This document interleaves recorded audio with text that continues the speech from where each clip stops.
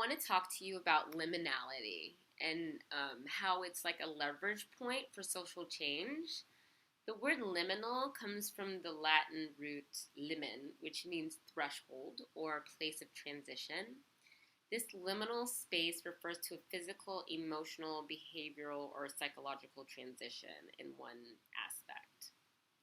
During liminal periods of all kinds, social hierarchies may be reversed or temporarily dissolved. Continuity of tradition may be uncertain, and future outcomes, once taken for granted, may be thrown into doubt. The dissolution of order during liminality creates a fluid, malleable situation that enables new institutions and customs to become established.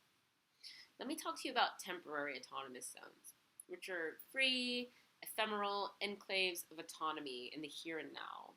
This term was coined in 1990 by poet and anarcho-mediast and Sufi scholar Hakim Bey. The term temporary autonomous zone, or TAZ, seeks to preserve the creativity, energy, and enthusiasm of autonomous uprisings without replicating the inevitable betrayal and violence that has been the reaction to most revolutions throughout history. The answer, according to Bey, lies in refusing to wait for a revolutionary moment, and instead creating spaces of freedom in the immediate present while avoiding direct confrontation with the state. A TAZ is a liberated area of land, time, or imagination, where one can be for something, not just against, or where new ways of being human together can be explored and experimented with.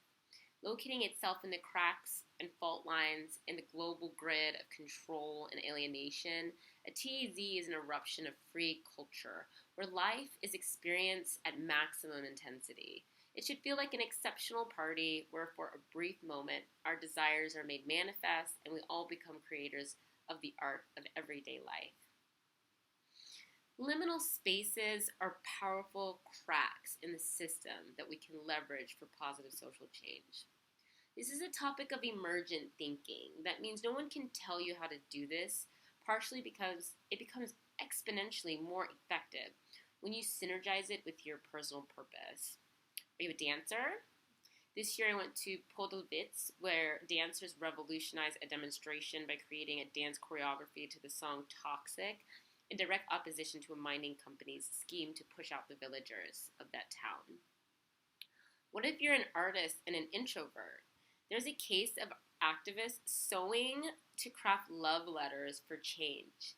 They leave them in retail store shirt pockets, and in some cases they gift them to board members of powerful corporations to influence decisions. They have positively influenced decisions by harnessing their particular interests and personalities to revolutionize activism. Going counter to mainstream normative personality of traditional activists to be even more effective in achieving their goals. You too can revolutionize and synergize your particular passions and purpose to find nuances within the system that you can leverage for positive social change. And I encourage you to join me in doing so.